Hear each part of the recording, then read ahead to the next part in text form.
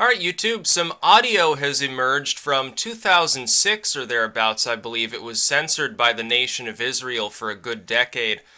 Clinton appears to certainly like the idea of rigging elections when it has to do with foreign states, because that's exactly what she appears to be suggesting should have been done in Palestine. Now, this broke last night. I was going to make a video, but I'd already made like 5 of them, so what the fuck am I supposed to do? On this tape, you can hear her talking about, oh, if we're going to allow election in Palestine, we should have at least determined who was going to win. Oh, so you mean it's possible to rig elections? That's funny. I keep hearing that it's a conspiracy theory when you suggest that there's any possibility of this ever possibly happening. But it can happen over there with a U.S. overseeing general election in Palestine between Hamas and Fatah. Of course, the U.S. prefers Fatah. They're a little bit more on the moderate side. Hamas is more like, well, we want a two-state solution. We want it now. Here's some fucking rockets for you if we don't get it. And Israel responds in kind. Fatah is more like, oh, we're going to go through diplomatic channels. And Hamas has been trying to do that. The eternal boogeyman of Hamas, yes, there are people associated with Hamas who fire off rockets and haphazardly into Israel. Sometimes these hit civilians, sometimes these hit civilian homes.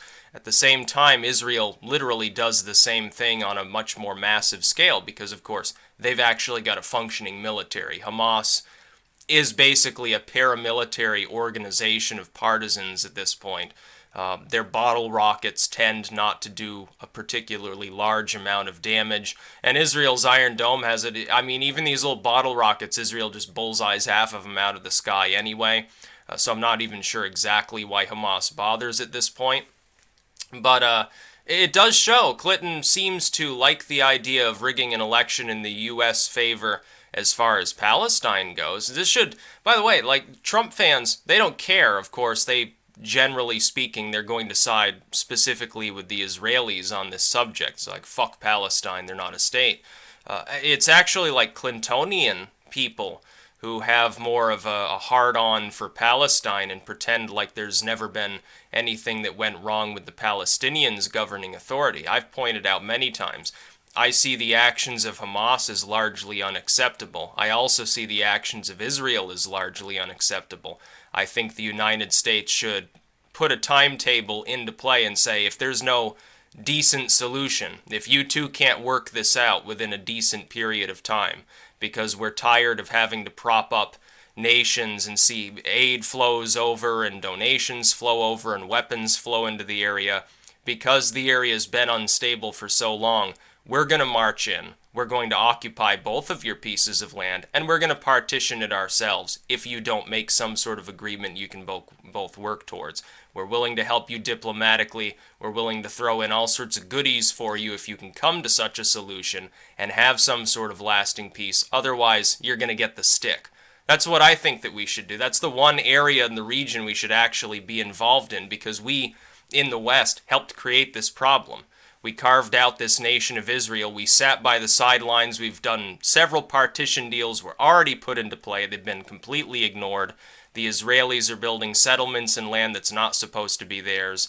You've got a Palestinian governing authority loosely associated with groups like Hamas in general in a military sense that are attacking civilians in Israel. You have terrorism in this region. It's a strategically important region of the world. It's a massive money sink for the United States. I think we should get what we pay for. I think we've already paid hundreds of billions of dollars in direct aid to these nations. We've been giving hundreds of billions of dollars worth of weapons. We've sat by and done nothing as the Israelis have committed espionage against the United States, even stealing our nuclear triggers. And so I think at this point we need to be more directly involved. The time for soft talking is done. As far as Israel and Palestine go, that's my opinion. As far as the Palestinian elections are going to go, however, if the United States is going to say, yeah, Palestine should have a democratic election, then let them have a democratic election. The fact that they didn't put the party into power that you happen to enjoy is meaningless. Plenty of times all around the world, including among our closest allies, elections have gone in a direction that the United States itself may not completely like. But to hear a presidential candidate, a couple weeks out from the election, this gets leaked apparently, I can't imagine why, to hear her openly proclaiming that we should have rigged the Palestine election. It's dastardly to think that somebody would potentially be... Again, it boils down to diplomacy. It's like Clinton blames Russia for everything under the sun. She says, oh, the Russians are hacking this, the Russians are doing that, the Russians have this weapon and that weapon, they're in this piece of territory we don't want them to be in. Fuck Russia, they're responsible for all of our problems, just like it's back in the McCarthyist era, or even worse than that. So she can't really conduct diplomacy with the Russians if she's elected, because she's already burned that bridge. She's burned more than one already with Russia. She wouldn't be an effective head diplomat, which is essentially the president. They go over, they meet with people, they try, in most cases, to have good relations with other countries. That's kind of not going to happen there. Same is true, I guess, with Obama and the Philippines. We see what's happening there. Another case where an election went against maybe the wishes of the globalists in charge of the United States. So now you're going to tell me that if Clinton is elected, we can expect increased hostility probably between Palestine and Israel because the U.S. president will be an obviously biased party. As opposed to her challengers said, yeah, I'm going to work with them both. I want to hammer out a lasting two-state deal here because it would be legendary. I'm the only one possessing the skills to do so. That's going to play in to the election. This leak, I know it's being overshadowed by the new FBI probes into Anthony Weiner's crap. You know, Hillary's getting schlonged by a wiener right now. It's actually very funny that it would be somebody who's, you know, the lover of or estranged husband of her top aide might be the one that actually gets her taken down. And I'm going to make a video about that later because I think this completely changes the trajectory of the election. By the way, I'm now giving far greater weight to the idea of Trump winning. I think it's well above 90% after this fiasco. This is going to really hurt Hillary Clinton, could completely tank her. But we now know also she loves the idea of rigging the election. She's talking about it openly. Well, if she's willing to and knows that you're able to rig the Palestinian election to get Fatah in charge so we can, I guess, work on a diplomatic solution instead of having to deal with Hamas, then why couldn't those same little quirks and so forth exist in our system? We like to think, oh, our representative democracy is so much more advanced and so much more ironclad and secure, and nothing can ever possibly, there's no possibility of election rigging. But the Russians are hacking our election. They're going to rig the election. Oh, and Palestine, we tried to rig the Palestinian election. We tried to rig this election and that election, but ours, oh no, it can't possibly be rigged from the inside by people who are actually involved with the process. It'll be Russian hackers, just trust us. I don't believe that in the least. I think that's a pile of bullcrap. And I think Comey's trying to take her down finally, and I think it's a good thing. By the way, I wouldn't be surprised if Obama's involved with trying to take Clinton down. I'll say this, it looks like the outer circle of the Democrats, sort of Obama circle, are trying to destroy Clinton. I think they know that she's such a hot potato at this point, with so many leaks, who has such blatant disregard for security, has made so many mistakes, they don't want her to win. I think they're going to try to destroy their own candidate, let Trump take over. I think they're hoping that Trump will be a disaster and get impeached or be a one-termer that has like 10% support by the end of his first term. I think that's what they're doing right now. I think they're going to absolutely excoriate Clinton. When I see CNN and ABC talking about how troubling it is, how horrible it is, 2 weeks to go, somebody who they've fawned over, protected from every scandal for literally months. Oh, WikiLeaks, that's Russia. James O'Keefe, he edits footage. Oh, but the FBI probe that we don't even have the full details of? Jesus Christ, it's like Armageddon. How can she possibly recover from this? The legacy media is completely turned on her. And this probably has something to do with it too. There are probably people in D.C. that actually do want to see peace between Israel and Palestine because it makes it much more stable. If we need to march into the area and use that as a giant landing strip, it's a lot easier when you don't have a bunch of infighting going on. From a strategy standpoint alone, I wouldn't be surprised if the U.S. military was involved with leaking these tapes. Here, Israel, here's 10 million. Get these tapes out here. What about Obama's aid to Israel?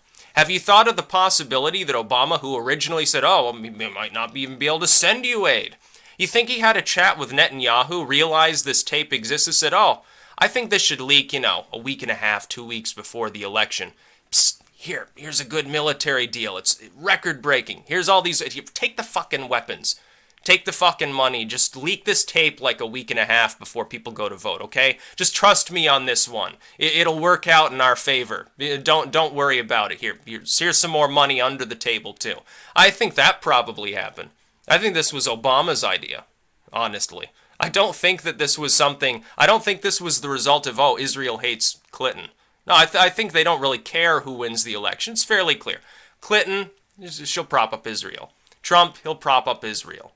Largely. Trump may be a little bit less biased and actually tried to carve out a two-state solution. He's the only one at least suggesting that it's possible. Everyone else is always saying, oh yeah, well, two-state solution would be so great. Even Israeli politicians say, yeah, two-state solution, lasting peace. Woohoo, that's a great idea. But they never actually make any overtures. They never speak about it as though it's possible. They speak of it like it's some far-off utopia that's not quite achievable. If only X happened, then we could have a two-state solution. If only this group of people laid down their arms, we could finally have lasting peace. That's how they talk about it. Not Trump. He's the only one right now, as far as I know, in the whole fucking world who talks about it like it's even a possibility. So for that, I can give him props, I suppose. Whether or not it's actually achieved is a totally different issue. It's probably, he's right when he says it'd be the most difficult deal to make in the history of modern man. Yeah, probably, considering what goes on in that region on a day-to-day basis. But Hillary Clinton's, how is she supposed to help bring a lasting peace?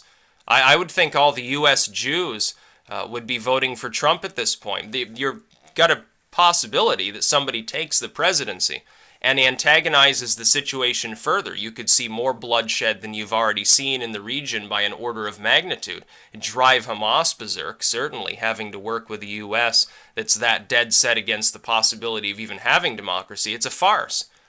It's a farce. If you're trying to lead these, if you think the Palestinians are primarily responsible for this, terrorism, blah, blah, rockets and so forth, and you're trying to lead them towards being a functioning democracy so the situation can settle down and peace can be achieved on whatever terms you happen to want it to be achieved on, you can't then antagonize them by saying, oh, by the way, we're going to rig your election so that you're not going to be a functioning democratic republic.